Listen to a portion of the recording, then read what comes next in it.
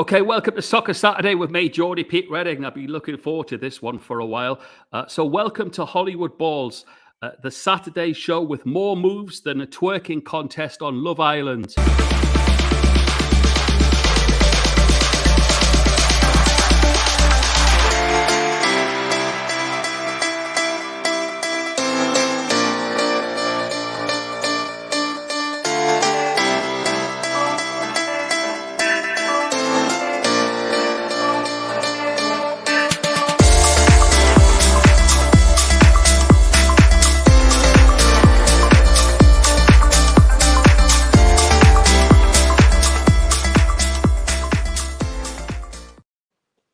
Okay, yeah, welcome. It's Saturday. Can't believe it's the weekend here already. Thanks to DJ Rob Alexander, by the way, a good pal of mine, for supplying the music for our new summer season here on Hollywood Balls. Nice one, Rob. My guests today are a welcome return for the former Wolves, West Ham, Norwich and England flyer.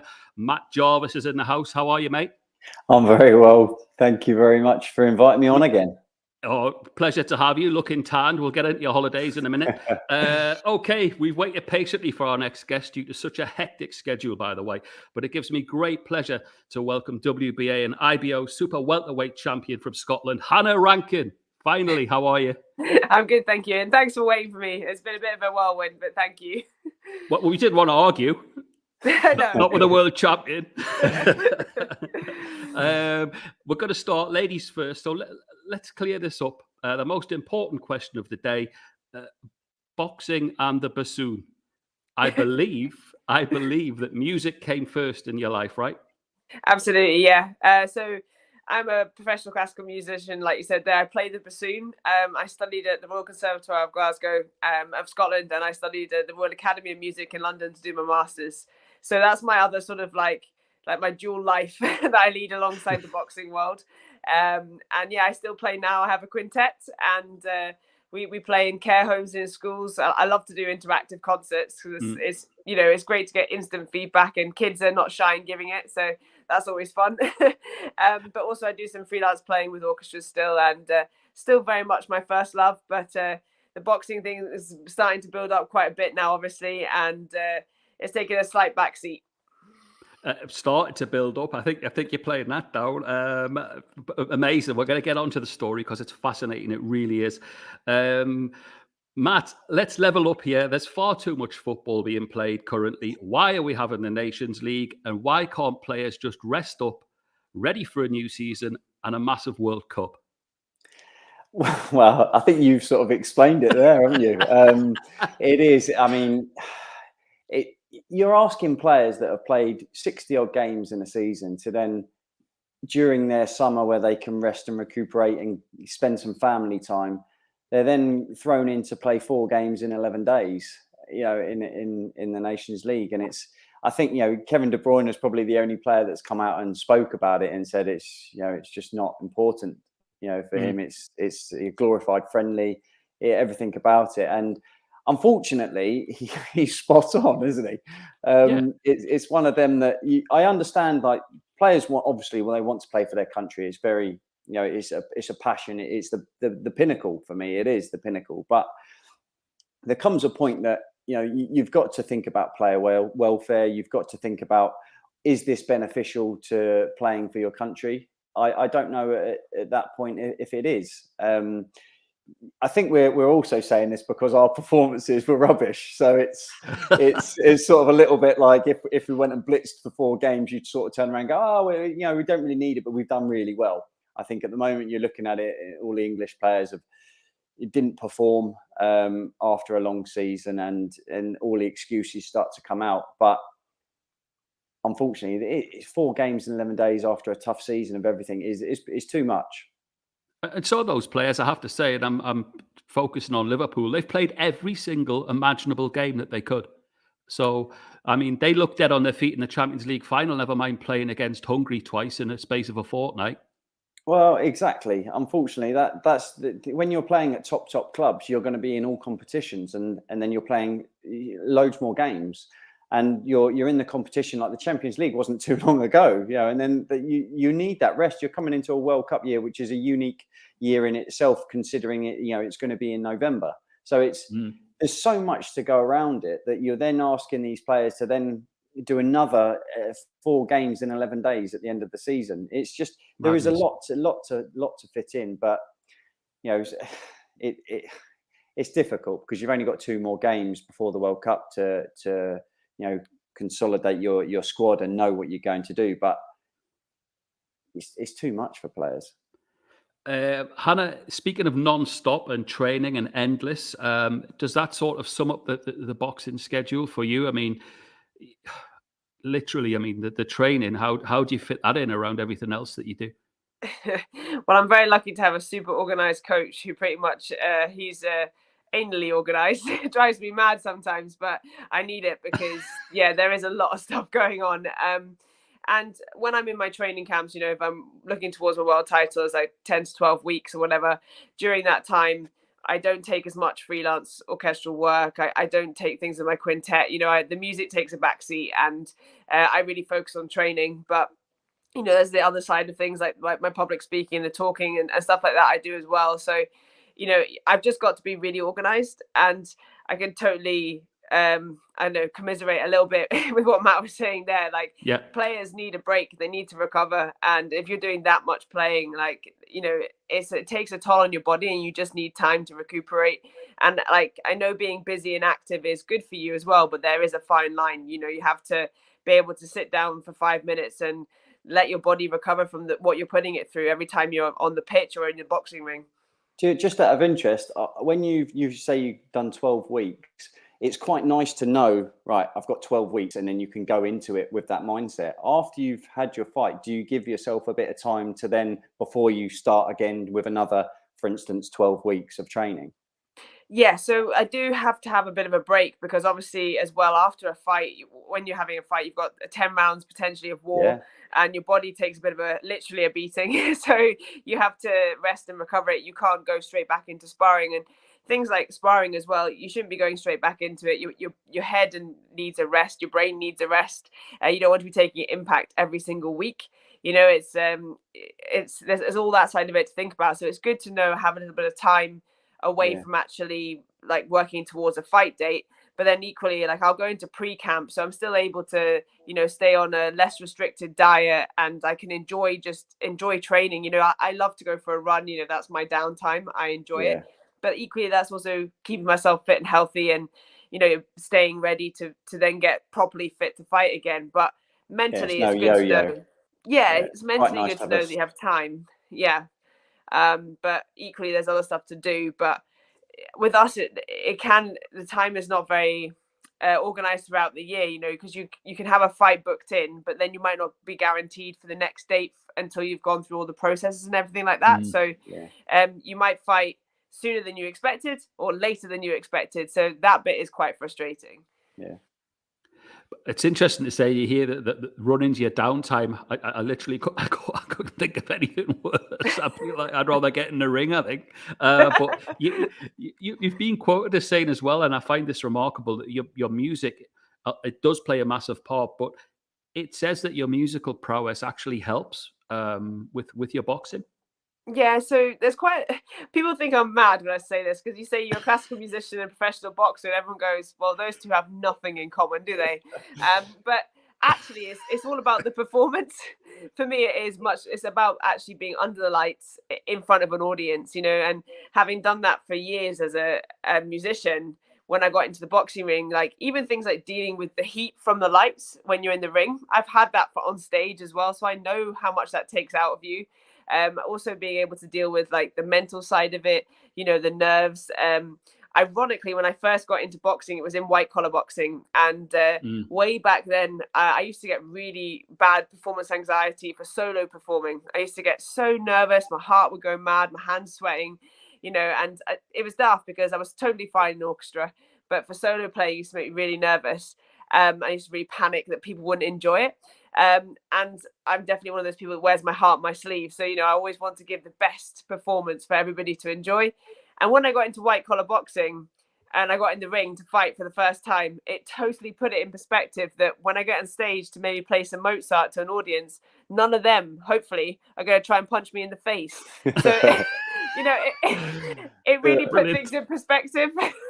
and really helped me with my nerves and stuff. So the thing, both of them have nice crossovers, and obviously you need good rhythm as a boxer. You also need that in music. Yeah. And you need discipline. And I know how to practice, having done hours and hours and hours in my life. So taking that over into the boxing world was really natural for me. I didn't have to be taught how to practice things. Yeah. Amazing. Brilliant. Yeah. Matt, was there many musicians in the dressing room with you guys? There's only a few that I've come across that actually are very good musicians, and one in particular, Shane Long, who he plays the guitar and sings, and it's pretty amazing. I mean, I did play the guitar as a kid, but I never sort of carried on. I wish I did, but it's great. One of them. I think a lot of players like karaoke, but it's slightly different from karaoke to playing an instrument and singing properly. We always have the initiation where everyone has to stand up and sing, but you can have very good ones and you can have some very bad ones. So it's not. I'm yet to see a good. I've got a level with you, Matt. I'm yet to see a good initiation. I've seen a couple, to be honest. I have seen a couple. Yeah, they're out of the blue as well from left field. You don't expect it, so it's quite a nice thing to see. But we used to have to do it as a kid, in the youth team, to sing for your, I suppose, Christmas tip, and they were some terrible performances because you're in front of all the first team as a kid and not really wanting to sing, and then it gets built up, and then you walk out into change rooms, the whole first team, all the staff are there, and you have to sing, and it's quite intimidating. So wow, no, thank you. The only other one I can think of is Nobby Solano, played for Newcastle, who plays the trumpet, by the way. We'll see if we can get him together with you, Hannah. Matt, the transfer window is in full flow. It started on the 10th of June. As always for football fans, the excitement builds initially, and then it sort of seems that the sagas drag out, don't they? So you've got the Pogba saga. There seems to be a one. There's a couple at Newcastle that are dragging out, but I mean, fans have to be patient, don't they? I mean, they've gotten it's only open literally since the 10th of June, and the fans are all complaining. They're up in arms. Oh, why hasn't he signed? What's happening? These things take time in these days, don't they? Unfortunately, they do. But once the season finished, that's it. Everyone's like, right, who are we signing in the summer? Let's do this. Then the names come out in the paper, and it's all linked with this. And then there's that lull where there's nothing really there. And then the transfer window opens, and everyone thinks, right, that's it, let's go. But you say that, Man City straight in, got the deal done. Liverpool straight in, got the deals done. So Spurs. Spurs. So it's possible, and it's frustrating when you're, I suppose, a supporter of a club and your business hasn't started yet, and you're linked with all these players and nothing has happened. But I'm sure there's so much work going on behind the scenes. There's unfortunately like a little merry-go-round because you're waiting for someone to go there, for you to take that player, and it just sort of takes time for it to all sort of snowball. But for instance, like the Pogba saga, all that, it's just Man United fans who must be like looking at this documentary, being like, "This is not going to be good." The timing's not very good, is it? No, not at all. And he was just starting to garner some sympathy. I was chatting. We had Carlton Palmer on last week, and we did a one-on-one with Carlton for the summer, and it was fascinating. And he said it can't all be down to Pogba. The club have to take responsibility as well. And Pogba's a good player, but then you're just starting to feel that maybe he wasn't in the right team, but then you see a documentary like that, and the timing and the content of it it hardly lends you to feel sorry for him, does it? No, I mean, to be honest, football, you're not going to get that much sympathy anyway, because you're getting, in the documentary, he's turning his nose up, or turning down, a 300 grand a week contract. I mean, it's ludicrous, the amount of money that's getting thrown around. So you're not going to get sympathy for that, because you're getting offered a ridiculous amount of money, and then your performances on the weekend aren't showing the same, that you're going to be getting offered. So I completely understand why fans are in uproar, and the timing, as you say, is it's just not good, is it? It's not good. And then you're saying that he's going to show the Man United fans what they're missing out on, and you think, well, you've been there a long time now, and you could have done that. You could have done that. So it's a difficult one for United fans, especially at the minute. You're looking and they all say about all of these signings that they're going to make, the squad's going to change, and they've not done anything yet. They're still linked with players, but nothing's happened. And you look at the likes of Liverpool, Man City, who are already, by the way, miles ahead of anyone else. Yeah. And they've done their business. It's been and done and got the players that they wanted. So they've now, when they do come back in pre-season, they've got their squad of players that they can work with. Everyone else is playing catch up already. Interesting. I'll come back to you about that Liverpool signing. Hannah, from Scotland, your family, are they a football followers themselves? No, I wouldn't say we're massive football followers, but then, you know, growing up in Scotland, there was always the thing between Rangers and Celtic. You know, it wasn't exactly the easiest thing to be involved in. You didn't want to say one or the other, else you're going to, one person's going to thump you one way, one will get you the other way. So, you know, but when I'm at home, I do support the Celtic women's first team because they were the first fully professional or all-female professional team in Scotland, fully funded and everything, you know, and that was a huge step forward for women's sport. And it's the same thing for myself, you know, being a female athlete, being able to get that sort of funding to be full-time is quite a big step. So, you know, I always support them. I've been to their games. The first team have come to my boxing matches before. Wow. So, yeah, no, and it's really cool because it's a good crossover for athletes in general. And we're going to actually, hopefully at some point, get together and do a joint sort of training session. And they'll do a bit of what I do. I'll do a bit of what they do. I tell you what, we've done a lot of boxing training in the gyms and that, and I can take my hat off to it. It is extremely difficult. So I'm sure they will enjoy that. If I was doing some of what you're doing, I think I'd probably find it exactly as difficult. But yeah. But I think it's nice as professionals, I suppose, to actually try the other one and realise what the skill set and because everyone, most footballers like the training. Like you said, you enjoy training. I love the training. I still train now because it's just part of my whole, my life really. So that side of things is it's great to experience other people's training regimes. Absolutely. Go on. I was going to say in Scotland, I know quite a few girls that went through, like when they were younger, did the younger teams for Celtic and things, and then they've come over and they've gone into the boxing world. You know, there's been some nice crossovers there, and obviously footballers have good footwork, so they're already on the up when they come straight into the boxing world. It definitely helps them out. Just don't want to get punched in the face. There was a girl on our show, a good friend of the show, Charlotte Potts, who played for Hibernian, Sunderland and Newcastle, also had a career as a boxer as well, and she still hones her boxing skills to this day. She's over in Canada currently, so I hope she's doing well. Matt, I wanted to come back to you. You mentioned Liverpool in the transfer window.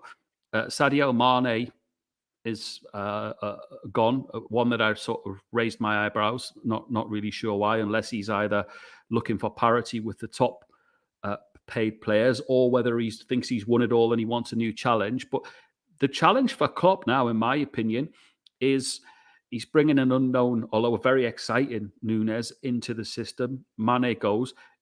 Do Liverpool have to rebuild slightly to have a look at how they play with this guy up front?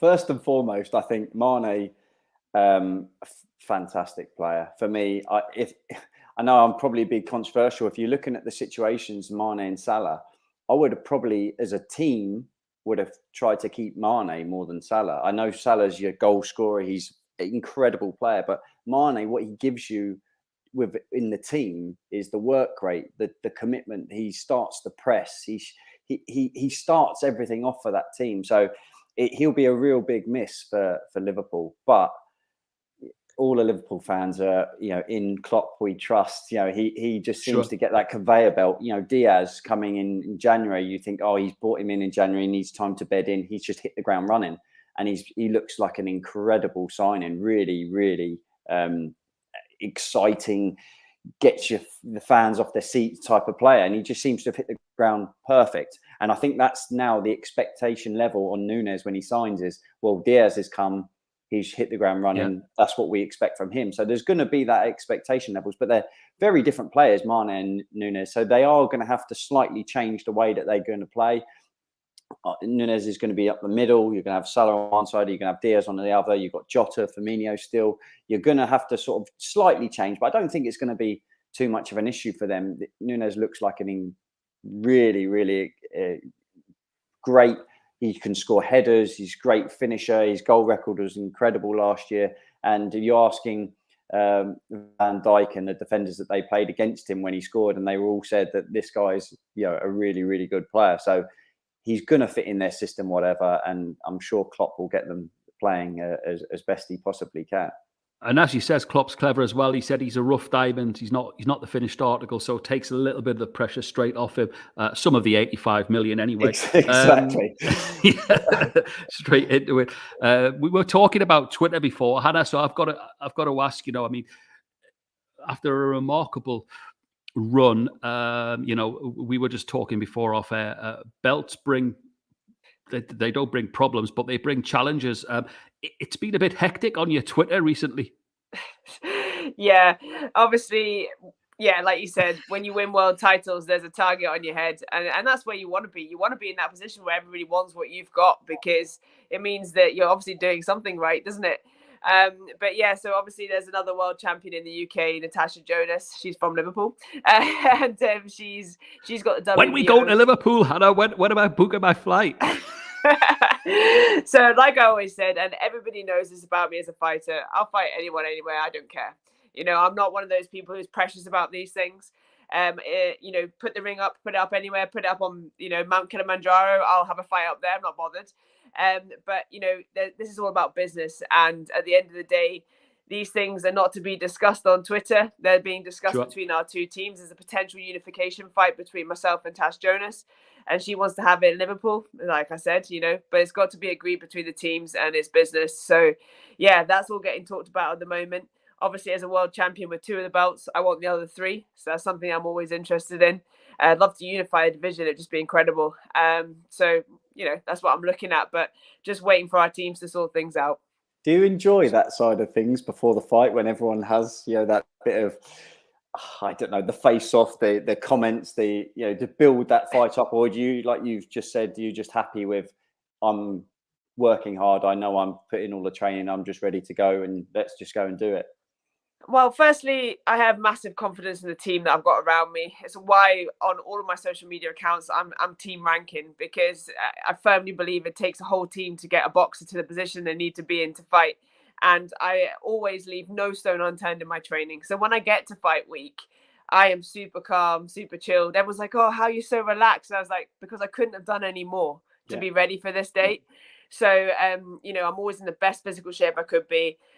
Mentally really ready to go. I've worked hard on all the aspects of my training. So, yeah, super calm. But, boxing is a little bit different from football. We go, like, half of us is like 50% in the sport world, but 50% of it definitely goes into the entertainment sort of industry. And you've got to have a character. People have got to understand where you come from, what you're like, and it's always best just to be yourself, because if you try and be anybody else, you get caught out. But it's a fight at the end of the day. It's not a cuddling contest, so there's always going to be some needle. That's the person you're going to punch in the face, and that's the person that wants to take away your belt or whatever you've achieved. So that's all part of it, and you just gotta take it as you come. It doesn't bother me. I never get fazed about it, but there's always some good things when there's a real sort of not dislike, but antagonistic sort of situation between the two of you. That always helps build a fight, and people are like, oh, what's going to happen? It's like drama, but of course. It is all part of it in the boxing world. I think that, looking from the outside in, that you can see that there's a certain I stop short of using the word desperation, but there's a keenness, shall we say, an ultra keenness in getting this on. But as I say, I think what I like is Hannah, is that you just remain calm and let the teams do the job, and when it's meant to be, it will meant to be, and then you can WhatsApp me, I'll book my flight, and we'll all go to Liverpool, exactly, and bring the belts back to Scotland. Good stuff. Listen, Matt, I wanted to chat about one of your old clubs, Norwich. We launched our podcast with Galton this week. Lots of fun. Big Norwich fan, and we were talking about the ability of Norwich, that they'll probably bounce back, and it'll be no shock to anyone if and when they do. But what can they do to stop this bouncing back? I mean, because even the media say, and I think it's unfair on the Norwich fans that, Norwich, they're happy to be in the Premier League for a season, and then, they know that they'll end up being relegated. I don't think any fan's happy with that. So how can they balance out this, up in this yo-yo club that they've become? I know it's really difficult. The Norwich fans are great in the sense that the expectation levels when they're in the Premier League is hard to manage. They want to obviously stay, but the realization that is going to be a fight to stay up.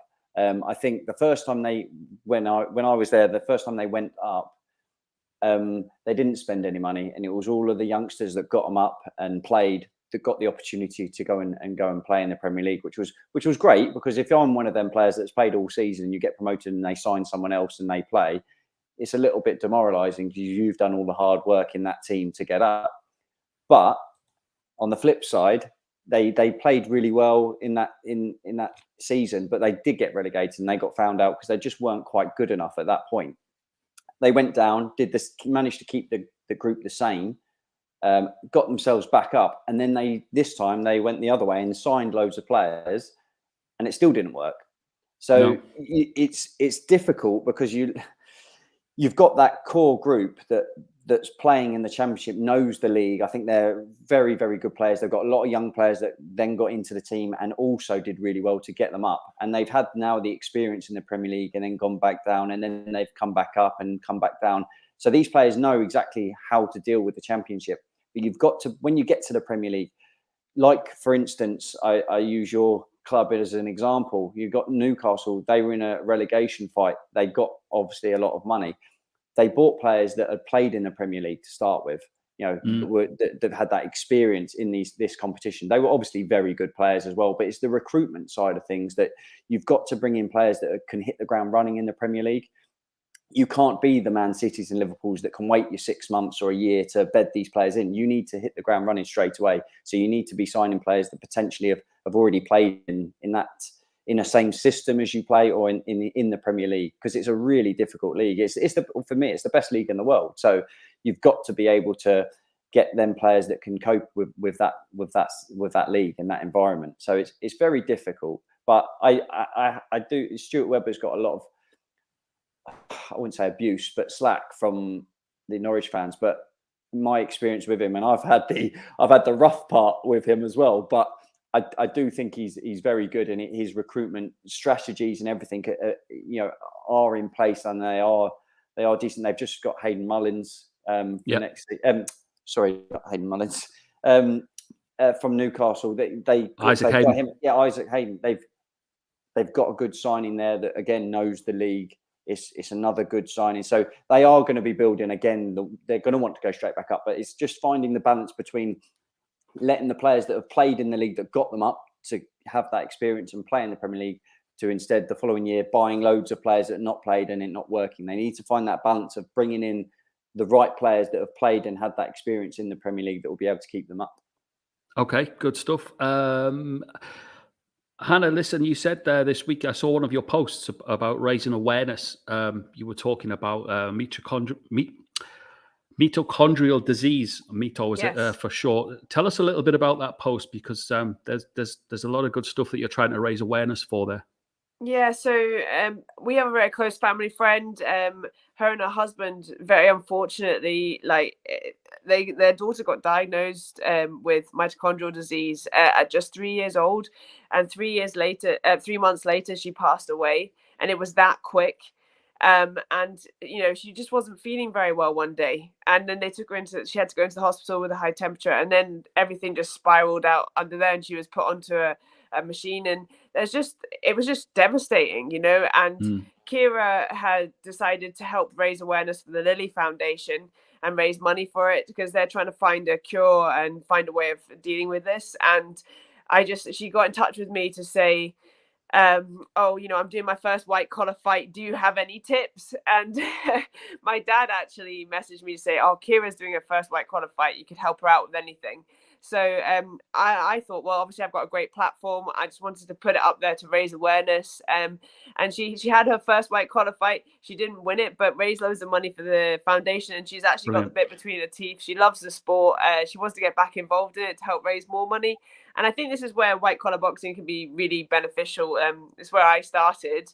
I didn't have an amateur background. I came from white collar. So, and I used it to raise money for sort of cancer research and stuff like that, because my mum passed away from cancer. So it can be a nice way for you to help raise money for a foundation or charity. And this one really touched home for me, because obviously I know Kira with the family, and it was just such a devastating situation for her to be in, her and her husband, and they're such lovely people. And just if we can raise awareness of mitochondrial disease and the devastating effects it can have, then that's a good thing, and hopefully more people will be able to help support the cause. Great stuff. And how can we follow you on your socials? I made it really easy for everyone, because I'm really terrible with technology as well. So on Twitter, on social, on Instagram, it's all team_Rankin. So everything's under that, and you can find me on any of those platforms. Okay. Listen, we had a bit of a hit last week with our next guest. I'm going to bring him into the studio in a minute. It's a guy that I used to go to school with, by the way, a guy called David Huggan, who's living down under in Australia. So he'll be itching to come on and get done so we can get to bed. But let's get him in. David, are you there? Yes. Hi, Pete. How you doing? Welcome. Good. Listen, we sort of blew up last week after your impromptu performance, so we thought we were going to put it to the test again. But before we do, for those that weren't with us last week, and Kev was on the show, I'm going to show you what happened last week when we put your magic memory, as I like to call it, to the test. Have a look at this. Test, Kev, do you think? Go on, let's see. Okay, so we'll go easy on you, but I'll pick the same year, but I want you to tell me the World Cup winners and the FA Cup winners if you can. This is live, by the way, and I haven't. All that I said to Dave was that we would be doing this, and I told him yesterday. So, and he said he could go back to, what was it, 18 what? Well, FA Cup, 1872 since the start. Yeah, so. Brilliant. No, we'll go a bit easier than that, Super Kev. So what I'm going to do is just to ease you in gently, because we are going to get you back on the show. Tell us who won the World Cup and the FA Cup in 1954. So, the 1954 FA Cup final was won by West Brom against Preston North End. And it was 3-2. And it was the same scoreline in the World Cup final, which was Germany against Hungary, which was 3-2 as well. In the Miracle of Bern game, where Hungary were the best team in the world at the time. It was Ferenc Puskás. They'd beaten England at Wembley the year before, 6-3. And Germany came back from 2-0 down to win 3-2 in that game. Yeah. There you go. For once, I'm speechless. I'm done. I'm done. Just gonna go. Me and you That's enough. Off to the pub. Unbelievable. Listen, Dave, what we're gonna do. So that was last week. I've had so many messages this week, as you can imagine. So I thought, we'll give it another go. No pressure on you, Dave, but we're going to use. Former England flyer Matt Jarvis is going to have a crack at it this week and see what we can do. So if you're ready, Matt, take it away. Well, so I've got the FA Cup, and it was 1923. 1923. Yeah, so that was the first one at the old Wembley. So that was Bolton 2, West Ham 0. And there was meant to be 125,000 people at Wembley, and that day, and it was the White Horse final, wasn't it? It was Billy the White Horse helped organise the crowd into some sort of order, because they were all over the pitch and kickoff was 15 minutes late. Yeah, I'm just gonna make sure that I've got all of this correct. I thought it was 1-0, but you're right. I'm sure you're probably right. I imagine. There were so many fans. There were so many fans around the pitch. You're right. David Jack scored both the goals, and when he scored, there were so many fans on the pitch. The ball was bouncing off the fans and coming back out onto the pitch. Let's just recall here. I texted Matt this morning and said to him, because I'd asked him during the week, I'd said, look, Memory Man's coming on, Dave from Australia. I explained what the rules were, right, and said, just come up with an FA Cup final and I gave them the parameters. Yeah. I texted you this morning, Matt, and I just said, have you got one? That was all I said. Yeah. And he said, yes, I have. So I didn't even know what was coming. So there we go. Two out of two. Hannah, could you do a bit of memory like that? No. Simple. I mean, I'm not sure I can remember stuff like that. That's incredible. It's incredible. It's crazy. Yeah, it is incredible. It's not just you remember who winning; it's the you remember the goals, how they were scored, your crowd. Incredible. And just so people know, I mean, Dave and I, we go way back, right, Dave? We went to primary school and secondary school together as well. And right. You just did a documentary about it on Australian telly, right? Yeah, I was on TV about my memory because it's not just FA Cup finals; it's quite a lot of different competitions, and it's every single UK Christmas #1 since 1972. I know who my phone a friend would be. Yeah, absolutely. But with the music ones, I do them as a song. You know, every Christmas I sing every single Christmas #1 since 1972, all the way up to Lad Baby. So Little Jimmy Osmond to Lad Baby. So it's 50 years now, 50 years of songs. I know how we're building the Christmas show round. Then. Yeah, I do the Grand National winners in the form of a horse race, as I'm calling the race like a commentator. So it's not just about being a nerd or a stato or whatever. It's actually I try and make them fun. It's incredible though. Yeah, thanks. Absolutely incredible. I couldn't do what Matt or Hannah do. So you know, different talents. We shouldn't certainly do that either. So no. Dave, I'm going to ask you to stick around for the because we're going to do the DK hot sauce challenge, which is basically to predict a few of the scores. Unfortunately, Dave can't predict; he's only got recall. Otherwise, me and him will be off to the bookies if he could. Euro millions.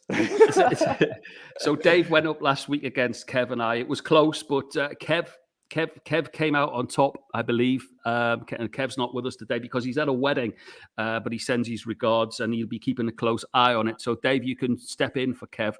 We've got a lack of football. Nobody said 4-0 to Hungary for the England. No, they didn't. No one got that one. Listen, with the Women's Euros just around the corner, there's some really cracking friendlies coming up, and it's all fun. So you don't have to have any football knowledge. Listen. I said this before, Hannah. All of the winners on here are not football fans. We've had Melvin from SAS from ITV. He came on. He wiped the floor with everyone. Said know nothing about football. So had some brilliant guests who've won it. It's all for fun. So, Matt, we're going to start with you. There's a dearth of friendlies coming up this next week ahead of the Euros for the women, and the first one is Germany against Switzerland. Give us a prediction. I will go 3-1 Germany. Okay. Dave? 4-0 Germany. 4-0. Hannah? 3-0. 3-0 to Germany. Yeah, I've got the same as Hannah as well. Okay. Back up to Matt. We've got, this is an interesting one. Denmark against Brazil.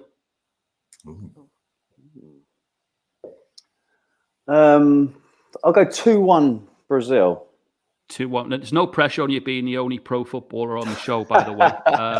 Okay, Dave. Dave, what you got for us?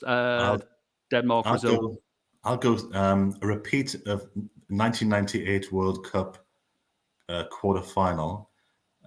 Brazil 3, Denmark 2. Okay, brilliant. Hannah? Got to put a stat in there somewhere. I'm going to go 3-2 Brazil. 3-2. I've gone 2-0 to Brazil. Second to last, we've got Serbia against Japan, Matt.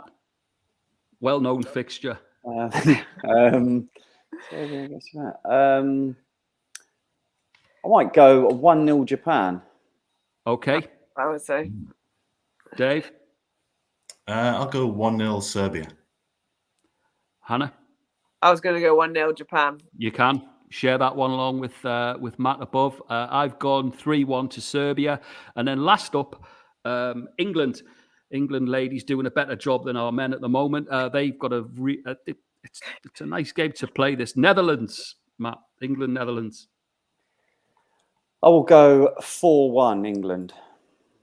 4-1 England. Dave? Just like 1996, Euro 96. Yeah.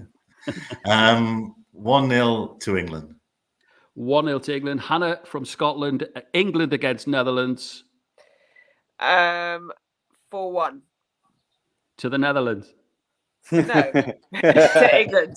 To England. Okay, great stuff. Listen, I've got 2-0. Brilliant stuff coming towards the end. But before we do go, Hannah, I did want to ask you your trip to South Africa recently. You've just fitted. I don't know how you fit it all in, but you did. Tell us quickly about your trip to SA, because this was brilliant. So I fought in South Africa during the pandemic, and I made some really good connections out there, and really such welcoming people, fantastic boxing background, lovely, like really, really nice people at the gym that I was training with. And I recently became an ambassador for Boxwise, which is a charity that helps young people into boxing to learn some things that will help them later on in their lives, gives them opportunities into other careers, and also into further education. So we do a 10-week program in the UK here, and we started with 3 clubs that are now 35 clubs across the whole of the UK. So from 3 clubs in London to the whole of the UK. And it's sponsored and funded fully by the Nick Morn Foundation at the moment. However, we're looking to take Boxwise global. And I was asked, would I be interested in heading up a project in South Africa, in Cape Town, as I spent time there before. And I was like, yes, I know the gym, I know the people. So I went straight out after my fight, and we set it up over a 5-day sort of trial period. And we had a girls class and then an all ladies class. And it was just an amazing, amazing experience, had such a positive impact on all of the women. And it went so well that they've literally just started the official 10-week course. This just last week happened just there. So I'm incredibly proud, and I'm really excited to see where Boxwise is going to go, because it's just such a great idea. And with it, every time the participants attend the course and the class, they learn different things like teamwork, adaptability, being disciplined, but also we provide them with a hot meal.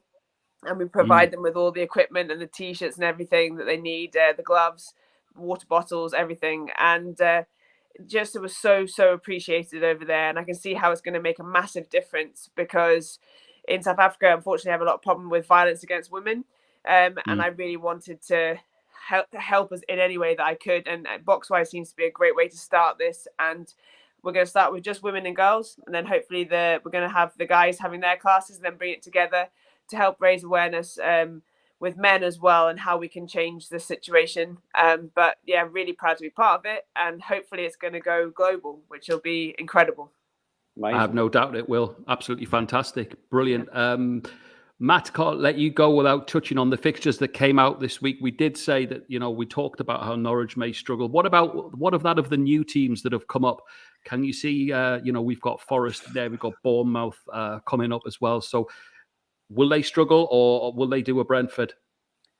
It's really difficult. I think the step up now from the Championship to the Premier League, the gulf of teams, that there is, it's a lot harder to bridge that gap. Brentford were exceptional when you have that first season boost, like Leeds did when their first season. Brentford did as well, but it's that second season that everyone sort of struggled. Yep. Forest, they're going to have that. Not been in the Premier League for a long time, that the fans, everything, they're going to, you would imagine that they'll probably start really well. Some tough, obviously, being back in the Premier League, but they have that impetus. It's just whether they can consistently do it on a regular basis. Bournemouth, I think, it's not long that they've not been in the Premier League. They've got a great manager, I think, and Fulham, to be honest. I think they've got a squad of players, and just riding that wave. Once you're winning games and you're doing really well, like Fulham blitzed the league. Mitrovic scoring, over 40 goals, wasn't it? It's just absolutely ridiculous. 43. Yeah. So you've got that to really try and hit the ground running. But I said that the gap is so hard to navigate. All of the teams that were down the bottom are going to add to their squad. So it's going to be really difficult for the teams to come up, but you're always going to have one. I would say it's going to be very difficult to say that all 3 teams are going to go up, they're going to go down. I think Fulham potentially will have, maybe the experience from last time when they went up. They bought a whole load of players and then they got relegated. I think they'll probably have learnt from that last time. Bournemouth will probably have more of a settled squad, and Forest they have to bring in players because it's as I said, the golf is such a large. Nice to see Forest back, though, isn't it, Matt? It's, brilliant. Great club. Proper club. Yeah. Apart from on the opening day of the season where they get beat. That's right. Well, obviously, yeah. That's why I said they'll have a good start to the season.